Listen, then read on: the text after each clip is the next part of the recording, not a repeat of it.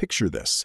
You ask someone how long it takes to become a millionaire, and they say something like this. You need a six-figure salary, a business that takes off, or maybe just pure luck. Basically, something extraordinary has to happen. And honestly, that's what most people believe, which is exactly why most people never even try. But here's the twist. Becoming a millionaire isn't primarily about how much you earn. It's about how long you let money compound. And almost nobody talks about the real math behind it. My name is Monty, and if you've ever wondered whether hitting $1 million is actually realistic for someone with a normal income, make sure to hit subscribe, because today we're running the actual numbers on how long it takes to become a millionaire.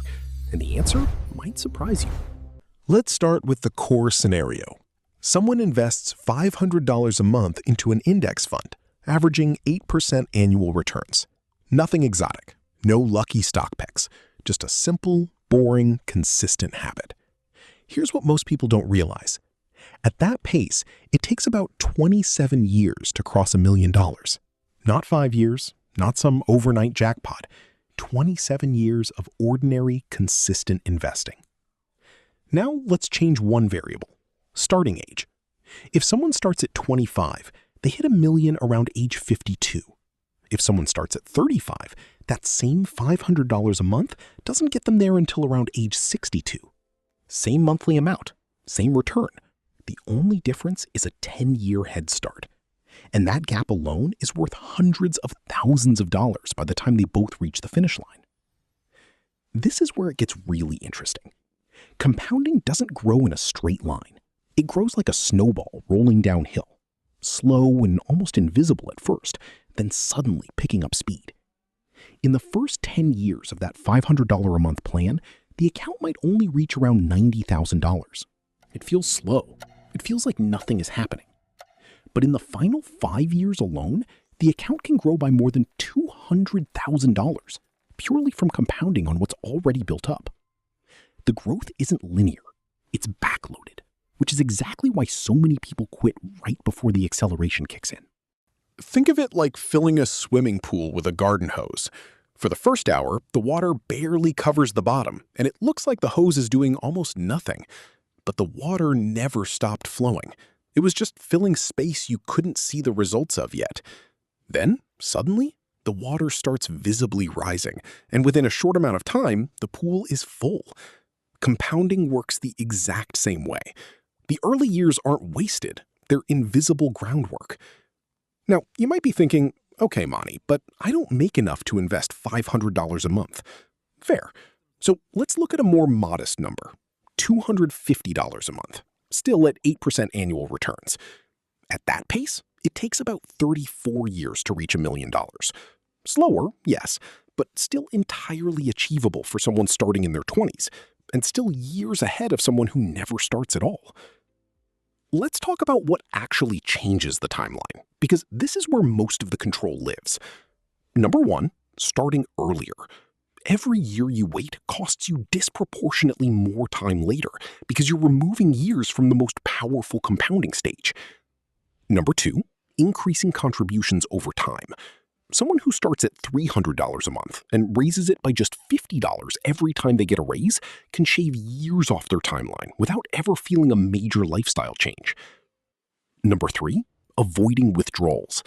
Pulling money out during a rough year doesn't just remove that cash, it removes everything that money would have compounded into for the remaining years. Here's the part that surprised me the most.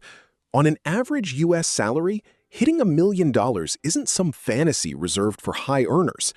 Someone earning $60,000 a year who consistently invests around 15 to 20% of their income is realistically on a 25 to 30-year path to becoming a millionaire without ever needing a dramatic raise, a side hustle, or a lucky break. So why don't more people actually get there? Not because the math doesn't work. It's almost always behavioral. People start investing, then stop during a market downturn. They increase spending every time income goes up, instead of increasing contributions. They chase faster-sounding strategies, instead of trusting the boring, slow compounding curve. The math isn't the hard part.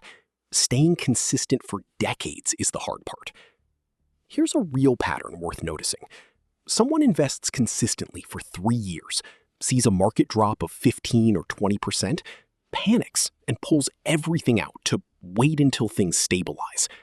Then they sit in cash for 2 years, miss the recovery, and eventually re-enter the market at a worse average price than if they had simply done nothing at all. That single decision, made out of fear rather than math, can push their millionaire timeline back by 5 or even 10 years.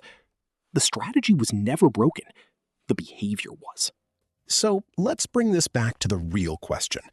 How long does it actually take to become a millionaire? For most people, investing consistently on a normal income, the honest answer is somewhere between 25 and 35 years, depending on contribution amount and starting age. Not overnight, not lottery odds, just time, consistency, and letting the snowball roll long enough to pick up real speed. And here's the part worth sitting with. That timeline isn't a punishment. It's actually good news, because it means this isn't reserved for people with rare talent or rare luck. It's available to almost anyone willing to start early, stay consistent, and let the slow, invisible early years do their quiet work. The people who reach $1 million aren't usually the ones who found some secret shortcut. They're the ones who simply didn't stop. If this video helped you see a realistic path toward your first million, hit the like button. It really helps the channel. And I'm curious, based on your current age and habits, what age do you think you'll actually hit $1 million?